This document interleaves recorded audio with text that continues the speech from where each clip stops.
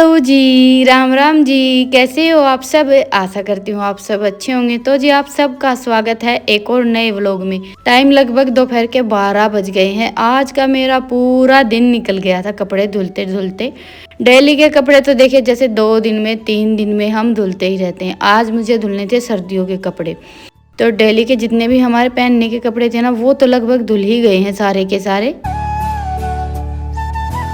होली से जैसे इस बार होली और धुलंडी में एक दिन का बीच का टाइम था तो उसी दिन मैंने कपड़े धोए थे। 4-5 दिन हो गए हैं भाई। 2-3 दिन मेरे निकल गए। जैसे बिटोड़े का काम शुरू किया था उस एक दिन तो बिटोड़े पर गोश्ती लगाई पूरा किया। फिर 4-5 दिन का गोबर इकट्ठा हो गया था, एक दिन फिर वो काम किया।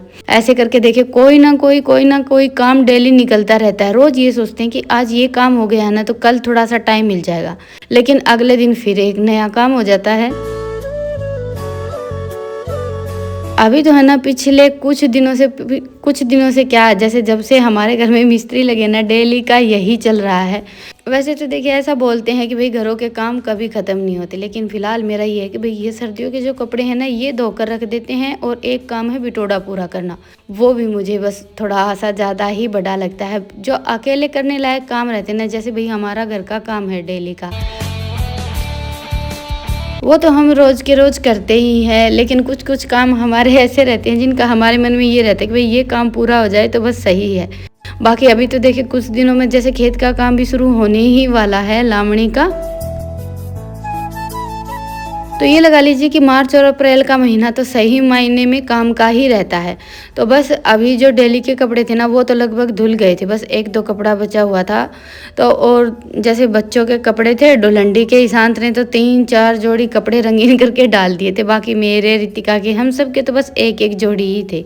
तो वो कपड़े मुझे हाथ से धुलने थे और 1-2 मेरी साड़ी थी। एक साड़ी तो वैसे मैंने मशीन में ही डाल दी है। पर होता है ना कि कभी कभी हम कोई काम शुरू कर देते हैं तो हमारे मन में ये चलता रहता है कि आज ये काम पूरा हो जाए। तो मेरा भी ये था कि भाई आज चाहे पूरी दोपहर ही लग जाए लेकिन ये कपड़े धुल जाए। सारे के सारे मैंने इकट्ठे करके बाहर ही भंडार लगा रखा है। और साथ में मुझे आज चूल्हे पर मिट्टी भी लगानी थी, तो मिट्टी तो मैंने भिगो कर रख दी थी। चूल्हे की हालत थोड़ी सी ज़्यादा ही ख़राब हो रखी थी। 2-3 दिन हो गए थे बस चाट इसी पर बनाने लगे थे तो थोड़ा सा फूट गया था। तो अंदर की मिट्टी मैंने सारी निकाल दी है। और देखिए मिट्टी का चूल्हा हो या आंगन हो, उसका तो ये रहता है कि भाई टाइम टाइम पर लिपाई पुताई तो करनी ही रहती है। और सर्दियों के मौसम में तो बस मैंने एक बार ही जैसे चूल्हे के अंदर की जो मिट्टी है ना वो निकाली होगी, नहीं तो ऐसे ही चल रहा था। क्योंकि लोहे का चूल्हा आ गया था तो इस चूल्हे में आग जलाने की इतनी ज़्यादा ज़रूरत नहीं पड़ी। नहीं तो ये रहता है कि सर्दियों में भी जैसे 1 महीने में तो जो अंदर की मिट्टी रहती है ना वो ख़त्म हो ही जाती है। और सर्दियों में तो देखिए चूल्हे में आग जैसे दिन भर जलती रहती है। सुबह उठकर हम आग जलाते हैं और फिर शाम तक ये है कि भाई काम करें ना करें चूल्हे में आग जली ही रहती है। काम किया और फिर उसके बाद चूल्हे के पास बैठ गए। तो बस अभी तो मैंने जैसे मिट्टी में थोड़ा सा गोबर मिलाकर अंदर अंदर से चूल्हे की लिपाई पुताई कर दी है, मोटी मोटी मिट्टी लगाकर छोड़ दी है। आजकल तो अच्छी खासी धूप गिरने लगी है तो शाम तक सूख ही जाएगा। और कपड़ों का काम बीच में छोड़कर पहले मैंने चूल्हा ठीक करने का काम किया है, क्योंकि देखिए इसमें तो मेरा पूरा दिन जाने वाला था। और दूसरा ये था कि धूप निकल जाएगी तो फिर चूल्हा सूखेगा नहीं, क्योंकि शाम को फिर मुझे खाना भी बनाना है। और तब तक ये थोड़े से मशीन में कपड़े डाले थे ये भी अच्छे से सूख गए थे। एक बार का पानी मैंने निकाल दिया था और अभी दोबारा से मशीन में पानी भरकर सरफ डालकर ये जो भी थोड़े बहुत ऊनी जैसे कंबल वगैरह मुझे कपड़े धुलने हैं ना वो डाल देंगे। और वही शुरू में ये हो जाता है कि अपना 1-2 जो साफ़ सुथरा कपड़ा रहता है वो धुल लेते हैं ताकि अच्छे से साफ़ हो जाए। और साड़ी वगैरह ये सारे तो मैंने हाथ से ही धो दिए थे। तो आधे कपड़े तो जो मशीन में सुखाने लायक थे ना वो तो मशीन में ही सुखा लिए हैं। और साड़ियों का तो ये रहता है कि भाई इनकी फाल सिकुड़ जाती है। और वैसे भी देखिए इतनी तेज़ की धूप गिरने लगी है पिछले 3-4 दिन से। तो वैसे तो देखिए आगे अभी गर्मी का ही मौसम आने वाला है। तो ये लगा लीजिए कि कपड़े सूखने का या धूप का तो कोई ही चक्कर ही नहीं रहेगा। अभी तो ये रहेगा कि भाई झटपट से अपना सारा काम निपटा ले। और आज है ना पहली बार हमारे यहाँ कुल्फी बेचने वाला आया था। वैसे तो मेरी और इनकी तबीयत कुछ दिनों से ऐसी ही चल रही है। पहले इनको खांसी जुकाम और बुखार हो रखा था और कल से मुझे भी हल्की हल्की जैसे सर्दी हो गई है। पर बच्चों का तो आप सबको पता ही है कि इस सीज़न की जैसे पहली बार कुल्फ़ी बेचने वाला आया था तो इन दोनों बहन भाई को तो लेनी ही थी। तो बस मैंने भी अपने लिए एक मंगवा ली है, बाकी मैंने खाई नहीं थी। बस एक बार चक्कर देखी थी, ये था कि भाई कहीं ज़्यादा तबीयत ना बिगड़ जाए, बुखार वगैरह ना हो जाए, तो इसलिए बस मैंने ये एक बार चक्कर ही देखी थी। वैसे भी देखिए बाहर की जो बर्फ़ वगैरह और ये कुल्फ़ी वगैरह आती ना, ये मुझे इतनी ज़्यादा पसंद नहीं है। मैं तो जब भी खाने का मन रहता है ना मेरा और माँ का, तो हम तो घर पर ही बनाते हैं। फिलहाल तो वैसे देखिए इतनी ज़्यादा अभी गर्मी आई भी नहीं है कि आइसक्रीम वगैरह खाने का मन करे। तो जी बस शाम ढलने को आ गई है, दिन छिपने लगा था। मेरे जो भी कपड़े वगैरह धुलने का काम बचा हुआ था ना, पहले तो मैंने वो किया और उसके बाद फिर अभी बस शाम की झाड़ू लगा दी है।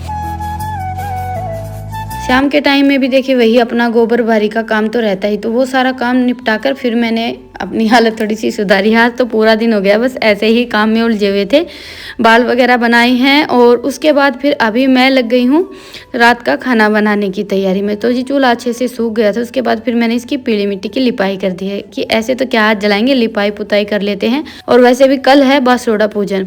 जैसे होली के बाद जो बासोड़ा पूजन रहता है ना, वो तो लगभग हर जगह पर होता है। हमारे यहाँ पर 2 बार बासोड़े पूजे जाते हैं। तो बस वही मैंने, जैसे अभी चावल बनाऊंगी, दाल बनाऊंगी रात के लिए, तो दाल बनाएंगे अभी खाने के लिए, और जैसे चावल और मीठी रोटियां वो सुबह के लिए बनानी है। तो अभी सबसे पहले तो चूल्हे पर गैस पर दाल रख देती हूँ बनने के लिए। और कई दिनों के बाद आज मैंने हाथ से जैसे ये प्याज छीली थी ना, नहीं तो चॉपर में चॉप कर लेती थी। आंखों से आंसू रुकने का नाम ही नहीं लेती, इतनी ज़्यादा जलजली प्याज है। वैसे इन दिनों में प्याज कुछ ऐसी ही आती हैं। तो दाल ले ली है मैंने और इसमें साथ में जितने भी मिर्च मसाले जो भी मुझे डालने थे वो डाल दिए। और सिर्फ चना दाल ली है, मूंग की दाल घर पर थी नहीं तो अभी तो कई दिनों से ऐसा हो रखा है कि भाई मूंग और चने की दाल मैं मिक्स करके बनाती हूँ, अच्छी भी रहती है और दूसरा ये कि जल्दी बन जाती है। और एक तरफ मैंने थोड़ा सा पानी गर्म होने के लिए रख दिया था। मीठी रोटियों में जैसे हम गुलगुले के लिए पानी मीठा तैयार करते हैं ना, वैसे ही मीठा पानी बनाना रहता है। तो हल्का सा पानी गर्म करके उसमें मैंने चीनी डालकर छोड़ दी थी। और अभी मैं आ गई हूँ चूल्हे के पास। चूल्हा जलाकर चूल्हे पर रख देती हूँ चावल बनने के लिए।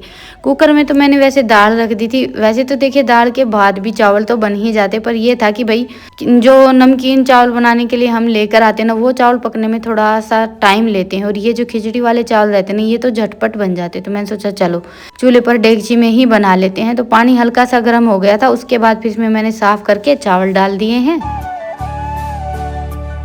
और वैसे भी अभी मुझे थोड़ा सा टाइम लगने वाला है, ये तो है नहीं कि भाई आटा वगैरह लगा लिया है, रोटियां बनानी है। तो इसलिए बस अभी चावल बनेंगे ना, तब तक अपना जो भी मोटा मोटी ऊपर का काम है वो समेट लेंगे। और इधर दाल भी बनकर तैयार हो गई थी। तो इसमें मैंने सिंपल सिर्फ लौंग, हींग और जीरे का तड़का लगा दिया और कुछ नहीं डाला, क्योंकि सारे मिर्च मसाले पहले ही डाल दिए थे। और ये काम भी मैंने अपना गैस पर ही निपटा लिया। और बस अभी ले लिया है ये मीठा पानी। चलिए चूल्हे के पास चलेंगे, आटा लगाकर रोटियां बनाएंगे। और ये बस अभी लगे हुए थे अपना बाहर का काम निपटाने में। जैसे कल तो हमने सरसों वगैरह काट दी थी, तो बस आज वहाँ पर थोड़ा बहुत इनका जो काम था ना, इन्होंने और ईशांत ने मिलकर वो निपटाया है। तो अभी ये मैंने थोड़ा सा आटा ले लिया है रोटियों के लिए। तो पहले ही आटा मैंने लगा कर रख दिया था। और ये मीठी रोटियों का इतना ज़्यादा आटा तो लगाना नहीं, बस थोड़ी सी रोटियां बनाएंगे। तो मैंने ये थाली में ही आटा ले लिया है। और अभी इसमें ये जो हमने मीठा पानी तैयार किया था ना, ये डालकर आटा लगा लेंगे। कहीं कहीं तो जैसे पूड़े बनाए जाते हैं, गुलगुले बनाए जाते हैं, और हमारे यहाँ बनाई जाती हैं ये मीठी रोटियाँ।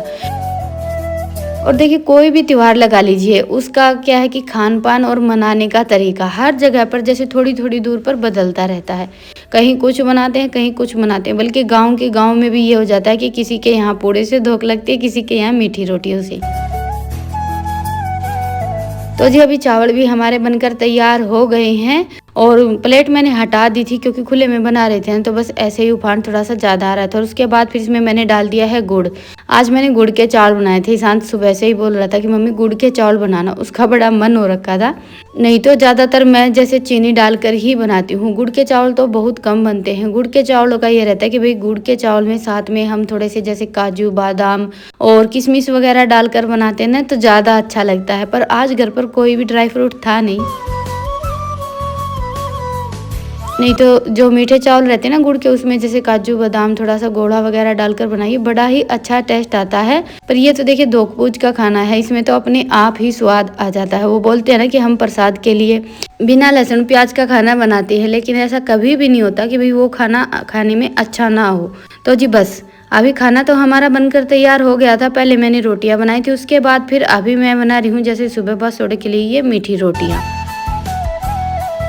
दो तो छोटी टिकड़ी बनती है और बाकी सारी की सारी रोटियां जैसे जो हम सुबह खाते हैं, क्योंकि बासुड़ा में तो देखिए बासी खाना ही खाया जाता है।